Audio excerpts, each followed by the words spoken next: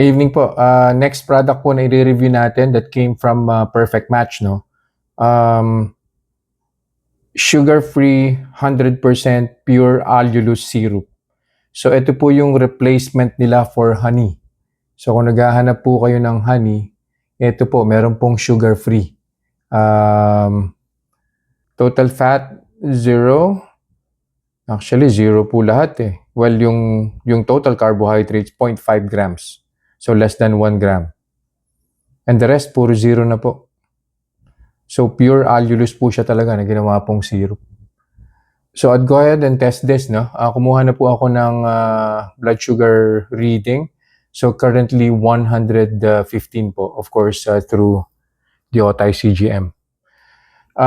Well, normally what we do with honey is kumukuha po tayo ng 1 tablespoon tapos nilalagay po natin minsan sa coffee or ihalo nyo po sa oatmeal or kung ano man po yung kakainin ninyo, no? So hindi ko na po siya ihalo kahit saan. I'll just get 1 tablespoon and then eat it directly.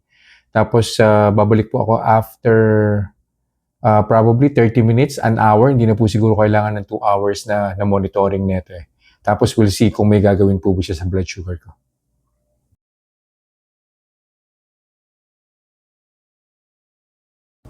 Conclusion na po tayo dun po sa tinry ko na pure allulose. Ito po yung honey replacement which came from Perfect Match. So nag-start po yung blood sugar ko at 112. First hour, bumaba po siya kagad eh. Nag-90 po siya kagad. And then actually hindi ko na po inantay yung second hour. So that's, I think that's 10 or 15 minutes before the second hour. Kumuha na rin po ako ng blood sugar reading through my Otay CGM, no? 86 po yung final blood sugar reading. So obviously, wala pong epekto. Ito pong si pure allulose. Ito pong honey replacement na to sa blood sugar ko po. So highly recommended po ito. If nagkikrave po kayo at gusto nyo pong makatikim ulit ng honey, yung lasa po nito para po siyang honey, yung texture parang honey. So I think perfect po ito if you're going to use this as a sweetener para po sa inyong tsaa, sa coffee, or kung gagawa po kayo ng low carb na pancake, so pwede po itong gamitin as syrup. Of course, in some other food and drinks na gusto nyo pong haluan ng honey, ito po yun, perfect na perfect po ito. Hindi po siya magpapaspike or magpapagalaw ng blood sugar nyo po. So yun lang po for this review. I'll see you guys in the next vlog. Bye-bye.